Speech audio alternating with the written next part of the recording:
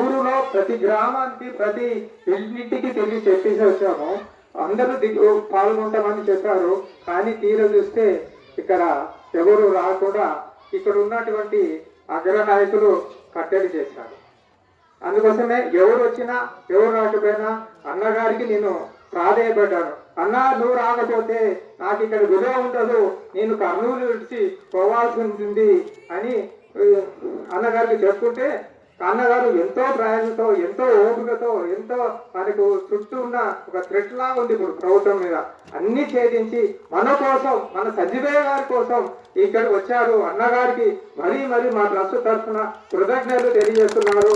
మరీ ముఖ్యంగా నా మర్యాద కాపాడినారు మన హర్ష కుమార్ గారికి. మేమంతా హర్ష కుమార్ గారు అంటూ ఉంటాము. మన బహుజన బిడ్డ, మన బహుజన ఉద్యమకారుడు, మన ఐపీఎస్ రిటైర్డ్ ఆఫీసర్ గారి ఆధ్వర్యంలో మా సంస్థ పని చేసుకుంటూనే పోతుంది.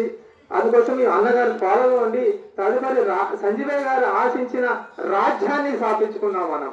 ఆ రాజ్యం ఏంటంటే సామాజిక న్యాయం రాజ్యం. మనం సాధించుకునేంత వరకు మనం పోరాడుతూనే ఉన్నామని ఈ సందర్భంగా తెలియజేసుకుంటూ, మరి ఇప్పుడు మా గ్రామవాసి, మా గ్రామం నుంచి రెండో ఇంజనీర్ అయినటువంటి కుస్లూరు రంగస్వామి గారు ఒక ఉపన్యాసాన్ని ఇస్తారు.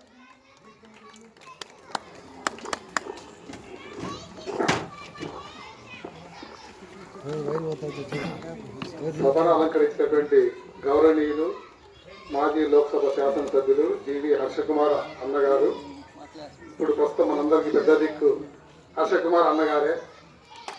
సంజీవయ్య గారి అభిమానంతో నేను హైదరాబాద్ రావడానికి కూడా రాధాకృష్ణ 2-3 సార్లు ఫోన్ చేశాడు. కానీ హర్షకుమార్ అన్న అంత ఊరు నుంచి రావడం చాలా నిజంగా మా ఊరికి గర్వకారణము, మాకందరికీ గర్వకారణం అన్న. మీ వెనక నేను నడుస్తాను.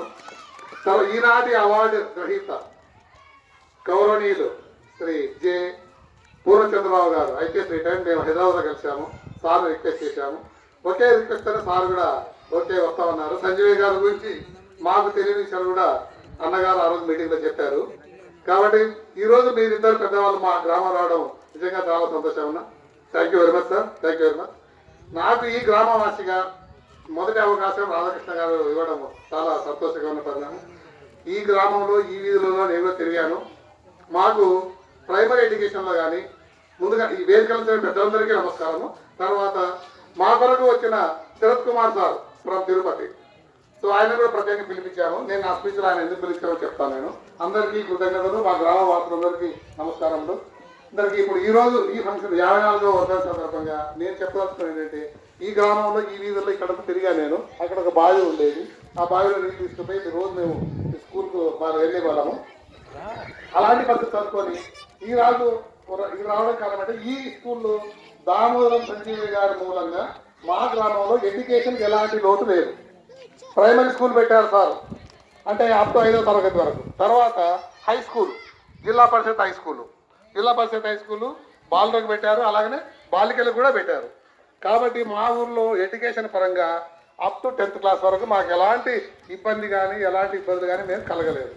కాబట్టి మేము దామోదరం సంజయ్ గారికి నిరంతరం కృతజ్ఞతలుగా ఉండవలసిన బాధ్యత మా మీద ఉంది. అది మేము ఖచ్చితంగా నెరవేరుస్తాము.